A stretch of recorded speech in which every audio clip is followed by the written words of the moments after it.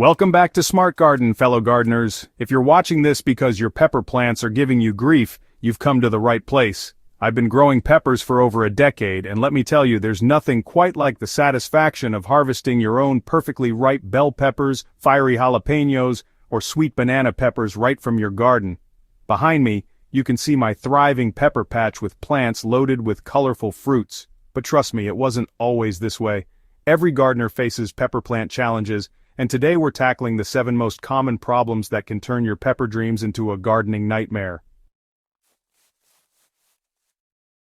Whether you're dealing with yellowing leaves that have you worried, stunted growth that's making you question your green thumb, or the heartbreak of blossom drop just when you thought fruit was finally coming, I've got tried and tested solutions that will get your peppers back on track and producing the abundant harvest you deserve. Before we dive into solutions, let's understand what's actually happening with your pepper plants. The 3 most frustrating issues pepper growers face are yellowing leaves, stunted growth, and blossom drop. And each of these symptoms can stem from multiple causes that often overlap. Yellowing leaves might seem like a simple problem, but they're actually your plant's way of signaling several potential issues. Nutrient deficiencies, particularly nitrogen, magnesium, or iron, can cause leaves to turn yellow in specific patterns. Overwatering is another culprit that creates waterlogged roots unable to absorb nutrients properly. Root problems, whether from compacted soil or root rot, can also manifest as yellowing foliage. Additionally, certain pests like aphids or spider mites can cause yellowing as they drain the plant's vitality. Stunted growth is equally complex and can leave you wondering why your pepper plants look more like miniature versions of what they should be. Insufficient sunlight is often the primary culprit, as peppers are sun-loving plants that need substantial light to develop properly. Inadequate nutrition, particularly during critical growth phases, can leave plants struggling to reach their potential. Overcrowding is another issue many gardeners overlook, as pepper plants need space for both their root systems and foliage to expand. Pest infestations can also redirect the plant's energy away from growth and toward survival. Blossom drop is perhaps the most heartbreaking problem because it occurs just when you think you're about to get fruit. Temperature fluctuations, especially when nighttime temperatures drop below 60 degrees Fahrenheit or daytime temperatures exceed 90 degrees, can cause flowers to drop before they set fruit. Plant stress from inconsistent watering, poor nutrition, or environmental changes can trigger this response. Pollination issues, particularly in greenhouse settings or areas with declining bee populations, can also result in flowers that never develop into fruit. Even nutrient imbalances, especially too much nitrogen relative to phosphorus, can cause excessive vegetative growth at the expense of fruit development. Solution 1. Correcting nutrient deficiencies for healthier leaves. When you notice yellowing leaves, the first step is identifying whether you're dealing with a nutrient deficiency. Nitrogen deficiency typically causes older leaves to yellow first, starting from the bottom of the plant and working upward. Magnesium deficiency creates yellowing between leaf veins while the veins themselves remain green. Iron deficiency causes yellowing in newer leaves, particularly affecting the areas between veins. The solution lies in using a balanced fertilizer specifically formulated for peppers or vegetables. Look for a fertilizer with an NPK ratio around 10-10-10 or 14-14-14 during the growing season. Apply it according to package directions, typically every 2 to 3 weeks during active growth. For organic gardeners, compost tea or fish emulsion works wonderfully and provides slow-release nutrients that won't shock your plants. If you suspect a specific deficiency, targeted treatments like Epsom salt for magnesium deficiency or chelated iron for iron deficiency can provide quick relief. Solution 2. Mastering proper watering techniques. Overwatering is one of the most common mistakes that leads to yellowing leaves and root problems. Pepper plants prefer consistently moist but not waterlogged soil. The key is developing a proper watering routine that takes into account your soil type, container size, and environmental conditions. Before watering, always check soil moisture by inserting your finger about 2 inches deep into the soil. If it feels dry at this depth, it's time to water. When you do water, do it thoroughly until water drains from the bottom of containers or penetrates deeply into garden soil. This encourages deep root growth and makes plants more drought tolerant. Allow the soil to dry slightly between waterings, which prevents the anaerobic conditions that lead to root rot. In containers, ensure adequate drainage holes, and consider adding perlite or coarse sand to your potting mix to improve drainage while maintaining moisture retention. Solution 3 is all about improving soil drainage and root health. Root problems often show up as yellowing leaves, but honestly, the real issue is usually happening beneath the surface. Compacted soil, poor drainage, or even root rot can really mess with your pepper plant's ability to take up nutrients and water the way they should.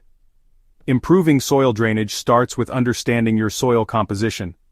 If you've got heavy clay soils, they'll really benefit from mixing in some organic matter like compost, aged manure, or peat moss. These kinds of amendments help create those important air pockets, letting roots breathe and improving drainage at the same time. Now, if you're growing peppers in containers, you'll want to use a high-quality potting mix instead of just garden soil. And hey, adding a bit of perlite or vermiculite can really help with aeration. If you're already dealing with root problems, gently take the plant out of its container, trim off any black or mushy roots with sterile scissors, and replant in fresh, well-draining soil. Creating raised beds or planting in containers can also be a great fix for persistent drainage issues, especially if your soil is really heavy.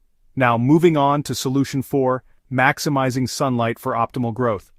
Stunted growth is often caused by not enough sunlight, and this tends to happen when peppers are planted too close to bigger plants or structures that cast shade.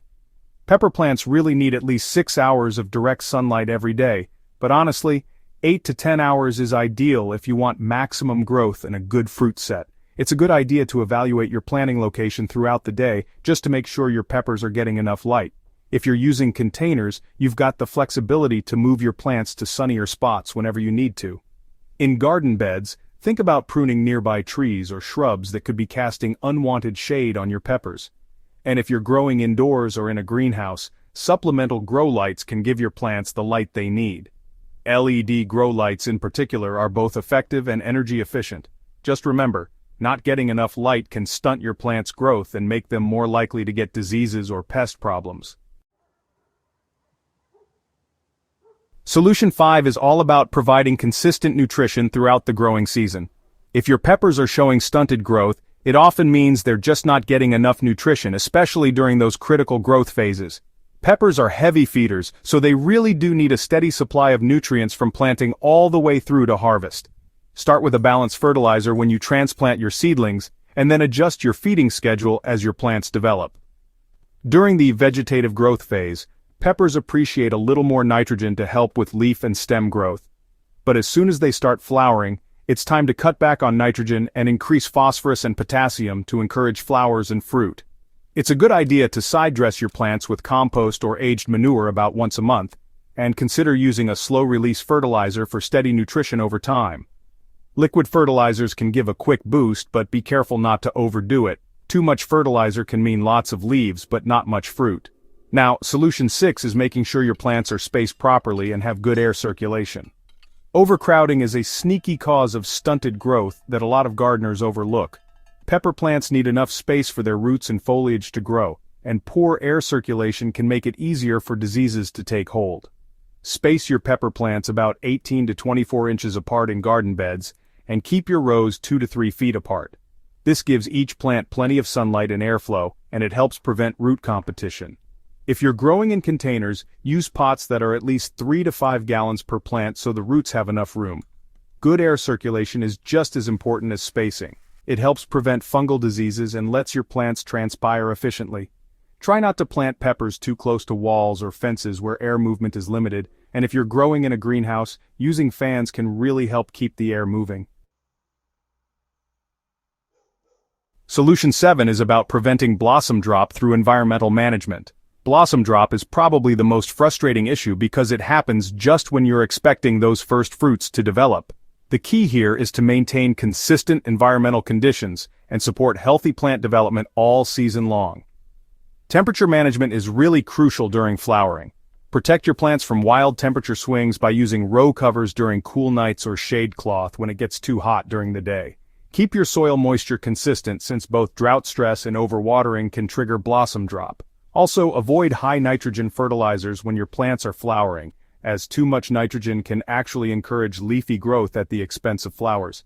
Instead, use a balanced or slightly phosphorus-heavy fertilizer to support flower and fruit development. In areas where there aren't many pollinators, hand pollination can make a big difference in fruit set. Just use a small brush or cotton swab to move pollen between flowers, or gently shake the flowering branches to help distribute pollen. These 7 solutions really do tackle the most common pepper plant problems, but successful pepper growing is all about regular observation and care. Make a habit of walking through your garden, checking for early signs of trouble, and don't be afraid to tweak your approach based on what your plants are showing you. Every garden is a bit different, so what works in one spot might need some adjustment in another. The real key to thriving pepper plants is understanding their needs and giving them consistent care throughout the season.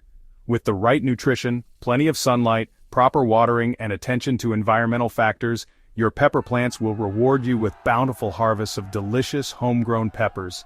I'd love to hear about your own pepper growing experiences, your successes, your challenges, all of it. Drop a comment below and let me know your favorite pepper varieties or any issues you're facing right now. And hey, if this guide helped you out, please hit that subscribe button and share this video with other gardeners who might be dealing with the same problems. Together we can all grow better peppers and enjoy the satisfaction of a homegrown harvest. Happy gardening, and I'll see you in the next Smart Garden video.